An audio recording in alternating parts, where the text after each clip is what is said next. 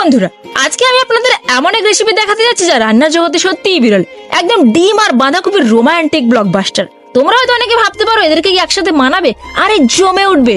আমাদের অল টাইমের super healthy বাঁধাকপির সঙ্গে ডিম ফেটে গিয়ে বলবে আমি এসছি, চলো শুরু হোক। আর এদের এই রেসিপির রোম্যান্স আজকে এতটাই জমবে যে খাওয়ার পর সবাই বলবে দারুণ দারুণ হয়েছে। তো প্রথমেই একটা হট আর রোমান্টিক ডেটের জন্য বাঁধাকপিকে প্রস্তুত করব। এবার ধীরে ধীরে স্নিগ্ধ প্রেমের মায়ায় একটু সিদ্ধ করব যাতে ডেটে গিয়ে নরম থাকে। এবার ডিমের পালা। ডিমটাকে ভেঙে গোলমরিচের ঝকঝকে স্পর্শে ফেটিয়ে ফেটিয়ে ডেটের আগেই বের করে দেবো, ফেনা।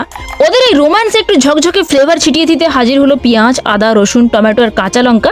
তো ফাইনালি বাঁধাকপি তার সবুজ আর স্মার্ট লুক নিয়ে ফেনাদার স্টাইলের ডিমের সঙ্গে ডেটটা করেই নিল। আমার মনে হয় ওদের একটু প্রাইভেট স্পেস দেওয়া দরকার। তো বাঁধাকপি আর ডিমের মিলনের ফলে উৎপন্ন বাচ্চাগুলোর নামকরণের দায়িত্ব আমি তোমাদের দিলাম।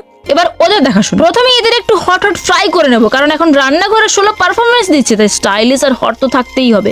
এরপর স্পাইসি মশলার দলের ঝলকানিতে শুরু হলো পার্টি আর নাচ। এবার জন্য রান্নাঘরের রেড কার্পেটের র্যাম্প ওয়াক করার জন্য ঝকঝকে রেডি হয়ে দাঁড়িয়ে আমাদের মেন মডেল। নামটা তোমরা কমেন্টে বলবে। ও হ্যাঁ, ভালো কথা, এদের প্রেম কাহিনীকে লাইক করে যাও, নাহলে বাঁধাকপির স্বপ্ন এসে তোমাকে ডেটে নিয়ে যাওয়ার কথা বলবে।